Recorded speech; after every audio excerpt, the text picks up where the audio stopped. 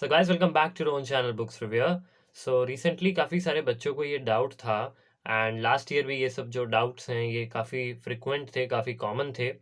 बच्चों को लगता है ये जो चैप्टर नंबर 13 कॉन्साइज सेलिना की बुक में दिया हुआ है प्रैक्टिकल वर्क नाम से, ये सिलेबस में नहीं है। काफ़ी बच्चे इसको पढ़ते ही नहीं हैं एंड ये सबसे बड़ी गलती है उन लोगों की।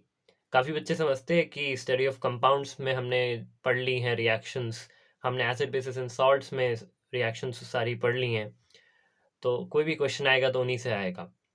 और स्पेसिमेन पेपर्स या फिर सैंपल पेपर्स देखते हैं तो हम समझते हैं कि एसिड बेसिस इन सॉल्ट या स्टडी ऑफ कंपाउंड से ही वो केमिकल रिएक्शंस हैं, लेकिन हम लोग उसको कर नहीं पाते हैं।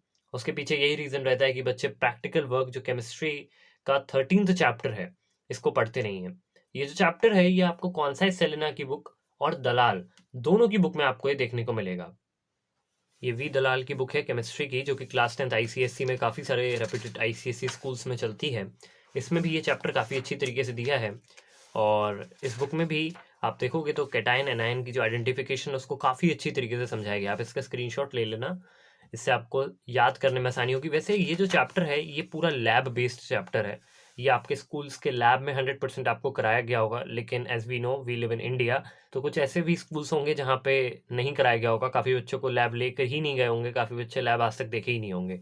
सो काफ़ी कॉमन है, लेकिन जो भी रेप्यूटेड आईसीएसई स्कूल्स हैं उसमें तो ये जो चैप्टर है और इसके जितने भी रिएक्शंस हैं, कैटायन का आइडेंटिफिकेशन, अनायन का आइडेंटिफिकेशन, सब कुछ कराया जाता है। हम बात करते हैं कि इस चैप्टर में क्या-क्या पढ़ने वाला पोर्शन है। सब कुछ तो डेफिनेटली पढ़ने वाला नहीं है, कुछ-कुछ पोर्शन है जो कि पढ़ने वाला है। सबसे पहले यहाँ पे है recognization and identification of gases. तो इसमें आपको बस अपनी गैसेस के बारे में याद रखना है कि कौन सी गैस किस तरीके का आइडेंटिफिकेशन शो करती है। ज़्यादातर आप लोगों को hydrogen chloride gas, chlorine gas, carbon dioxide gas, sulphur dioxide gas. Carbon dioxide gas और सल्फर डाइऑक्साइड गैस इन दोनों को काफ़ी बार करने को आता है एग्जामिनेशन में।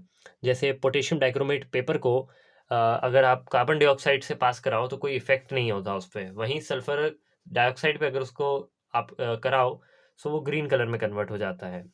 वहीं अगर आप कार्बन डाइऑक्साइड को लाइम वाटर के साथ रिएक्शन कराओगे तो वो लाइम वाटर को मिल्की टर्न कर देगा and same for sulphur dioxide, वो भी लाइम वाटर को मिल्की टर्न कर देगा। तो अगर आपको एग्जाम में दे देगा कि आपके पास 2 गैसेस हैं जो कि लाइम वाटर को मिल्की कर रही हैं, तो जैसे अगर आपको एग्जाम में दे दिया गया कि एक गैस है जो कि लाइम वाटर को मिल्की कर देती है और पोटेशियम डाइक्रोमेट पेपर को ग्रीन कर देती है, तो आप लोग तो सीधे पढ़ेंगे कि लाइम वाटर मिल्की तो कार्बन डाइऑक्साइड, लेकिन आगे का स्टेटमेंट नहीं पढ़ेंगे कि पोटेशियम डाइक्रोमेट पेपर को कौन सी गैस ग्रीन कर रही है, तो वो सल्फर डाइऑक्साइड गैस होती है। सो इसी तरीके से क्वेश्चंस एग्जाम में काफ़ी बनते हैं। तो आप लोगों को याद होना चाहिए हाइड्रोजन सल्फाइड गैस जिसकी रोटन एक्स स्मेल होती है, अमोनिया गैस, ये चीज़ें बहुत कॉमन है और काफ़ी फ्रिक्वेंट है एग्जाम में। एक बार मैं रिपीट कर देता हूँ, ammonia, hydrogen sulphide gas, sulphur dioxide gas, hydrogen chloride, chlorine and carbon dioxide gas. इन सब का आपको रिकॉग्नाइजेशन और आइडेंटिफिकेशन अच्छे से याद करना है। Then action of heat, precipitates के ऊपर इसमें आपको ज़्यादा फोकस करना है। इसमें जो टेबल आपको दी हुई है बस आप इस टेबल को ही अच्छे तरीके से कर लेना, 2-3 बार रीड करोगे तो आपको समझ आ जाएगा और ये चैप्टर मोस्टली आपको क्वेश्चन से ही समझ आएगा। काफ़ी बच्चों को डिफ़िकल्टी होती है कि क्वेश्चंस इसके कहाँ से करने हैं। ये गूगल बाई ओसवाल की क्वेश्चन बैंक है, इसके अंदर जो प्रैक्टिकल केमिस्ट्री के क्वेश्चंस दिए हुए हैं वो काफ़ी अच्छे दिए हुए हैं। आप लोग इसको एक बार ज़रूर से चेकआउट कर लेना। लेकिन अगर अभी आपके पास टाइम नहीं है कि आप पूरे क्वेश्चन बैंक को देख सको, सो रिकमेंडेड यही है कि आप 61 सैम्पल क्वेश्चन पेपर जो गुरुकुल बाई ओसवाल के आते हैं आप उसको ज़रूर से चेकआउट कर लेना। ये वाले जो सैम्पल पेपर्स आते हैं इसके अंदर भी प्रैक्टिकल केमिस्ट्री के काफ़ी अच्छे अच्छे क्वेश्चन सैम्पल पेपर में इंक्लूड करे गए हैं। सो इससे आपकी सैम्पल पेपर के साथ ही प्रैक्टिस हो जाएगी इस चैप्टर के क्वेश्चंस की। जो क्वेश्चन बैंक है और 61 सैम्पल क्वेश्चन पेपर्स है इसकी लिंक मैं डिस्क्रिप्शन में दे रहा हूँ, चेकआउट कर लेना। हम आगे बढ़ते हैं। इसमें then recognization of substances by colour, odour and physical state and action of heat. इसके ऊपर इतना कोई क्वेश्चन आता नहीं है, लेकिन तब भी आपको कलर कुछ कुछ आयंस के याद होने चाहिए, जैसे कॉपर और आयरन, लेड और अमोनिया, इन सब का आपको थोड़ा याद होना चाहिए। देन आता है identification of anions by adding dilute sulphuric acid, by adding concentrated sulphuric acid, test for sulphate ion, general identification of anions, ये सब आपको अच्छे से याद होना चाहिए। फ्लेम टेस्ट एग्जाम्स में इतनी नहीं पूछता है। देन पीएच स्केल, इसके ऊपर क्वेश्चन काफ़ी आ रहा है, ये आपने एसिड बेसिस एंड सॉल्ट वाले चैप्टर में भी पढ़ा होगा, तो इसको भी एक बार देख लेना। जो कौन सा सेलेना की बुक है और जो दलाल की बुक है दोनों में ही आपको प्रीवियस ईयर क्वेश्चंस देखने को मिल जाएंगे। ये मेरे पास जो बुक है, ये कौन सा है, सेलेना की बुक है। इसके अंदर जो आप प्रीवियस ईयर क्वेश्चन देखोगे तो वो 2014 तक के गिवन है।